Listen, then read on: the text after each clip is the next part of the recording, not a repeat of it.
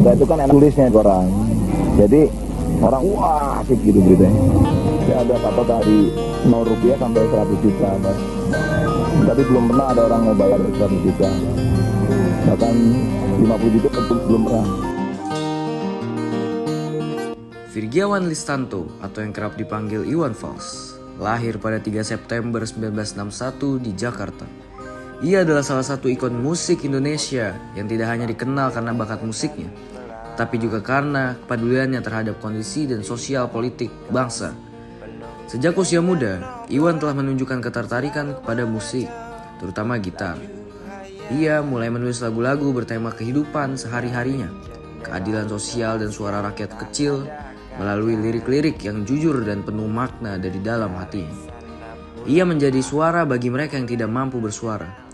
Lagu-lagunya seperti Bento, Umar Bakri, Wakil Rakyat, dan Bongkar menjadi simbol perlawanan terhadap ketidakadilan dan penindasan. Oh iya, pertama gue tegang bener di Papua tuh. Dan gue agak apalagi Mas Dodi kayak gitu ya. Dia secara materi.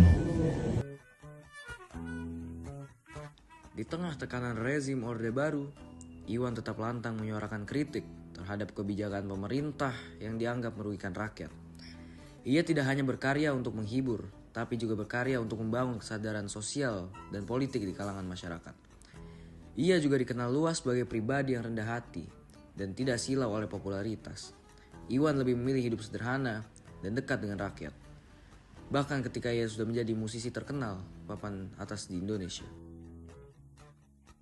Namaku Bento, rumah real estate, mobilku banyak, harta berlimpah, orang memanggilku bos eksekutif, tokoh papan atas skalanya.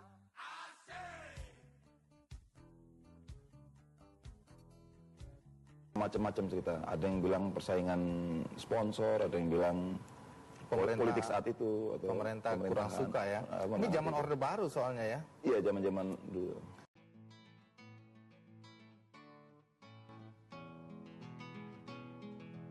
Namun perjalanan hidup Iwan Fals tidaklah mudah.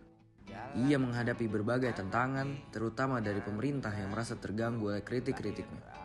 Beberapa konsernya pernah dibubarkan, lagunya dilarang diputar, bahkan ia sempat dipenjara karena liriknya yang dianggap provokatif. Di luar panggung, ia juga harus menghadapi tantangan pribadi yang tidak ringan, termasuk ketika ia kehilangan anaknya yang sangat ia cintai. Kini, Iwan Fals tetap aktif bermusik dan terus menjadi simbol perlawanan terhadap ketidakadilan. Ia juga mendirikan komunitas untuk wadah bagi para penggemarnya untuk berkarya, bersosialisasi, dan menyebarkan semangat perubahan. Melalui perjalanan hidup dan karyanya, Iwan Fals menunjukkan bahwa musik bisa menjadi alat perjuangan yang kuat, dan bahwa kejujuran serta keberanian dalam menyuarakan kebenaran adalah sesuatu yang patut diteladani oleh siapapun.